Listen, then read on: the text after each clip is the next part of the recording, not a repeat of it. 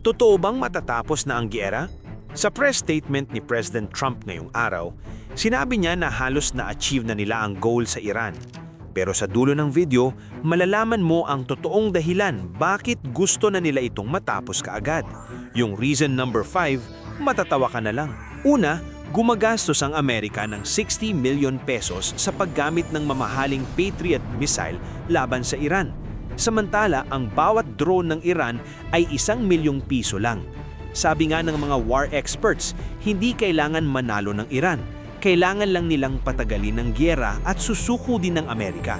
Di ba mainit na rin ang ulo mo kay Trump kasi ang mahal ng gasolina, pagkain at pamasahe natin dahil sa giyerang sinimulan niya?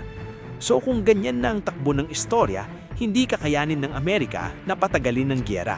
Pangalawa, hindi na maliit ang utang ng Amerika. Noong March 2026, umabot na sa $38.86 trillion ang gross national debt. At ayon sa debt update, halos tinatamaan na rin nila ang $39 trillion ngayon. Ibig sabihin, habang gumagastos sila sa labas, nasisira din ng ekonomiya nila. Utang ang pinambabayan mo sa giyera na hindi ka naman sigurado kung mananalo ka. Pangatlo, hindi na lang Iran ang problema ng Amerika ngayon. Pati mga kakampi nila, hindi rin mukhang excited makisawsaw pa. Sabihin ba naman ni Trump na magpadala sila ng barko at sundalo sa Hormuz Strait para bantayan yung mga dumadaan na barko ng langis? Sabi ng himang bansa, kung ang Amerika nga na may most advanced weapon at military di kayang tapatan yung armas ng Iran sa dagat, ano pa ang magagawa namin? Tapos ang UAE at Arab countries balak nang umatras sa investment nila sa Amerika kasi bagsak din ang ekonomiya nila. Sa Dubai na lang na umaasa sa turismo at investment ng mga foreigner, ngayon umalis na ang mga expats sa bansa nila. Mukhang niluluto ng Amerika ang sarili nila sa sarili nilang mantika. Pumasok sila sa giyera na hindi nila kayang ipanalo.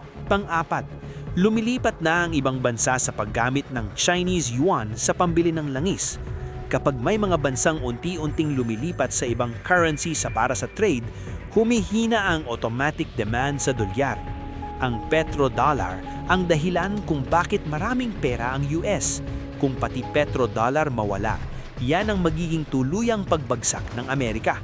Hindi ito overnight collapse, pero malinaw na pressure point siya. Panglima, hindi ko alam kung matatawa o maiinis ka. Gusto nang i-impeach si Trump ang mga politiko sa Amerika dahil marami ang tutol sa giyera at ayaw nila na gumadastos sila sa giyera pero naghihirap naman ang bansa nila. Siyempre, puprotektahan muna ni Trump ang interes niya. Hindi niya papayagan na ma-impeach siya, kundi tambak-tambak na kaso na haharapin niya kapag wala na siya sa pwesto. Yung Epstein Files, alam niyo ba na nasasangkot din daw siya? Yan ang mga totoong dahilan kaya kung maaari, naghahanap na siya ng dahilan para mag-exit na siya sa giyera. Ngayon, kung titingnan mo ang buong picture, itong giyera, hindi ito simpleng sino ang mas malakas. Ang totoong laban minsan ay sino ang mas kayang gumastos ng mas matagal at kung sino ang mas determinado. At sa ganitong setup, pwedeng manalo ang mas murang teknolohiya laban sa mas mahal na sistema. Hindi dahil mas advanced sila, kundi dahil mas nakakapagod silang pigilan. Kaya maraming tao ang nagtatanong na yun, matatapos na ba ang giyera? Ang mas honest na sabot, walang nakakaalam ng sigurado. Pero isang bagay ang malinaw, kapag humina ang kakayahang gumastos, humihina rin ang kakayahang magtagal sa laban. At kapag nangyari iyon, mapipilitang magbago ang strategy ng lahat.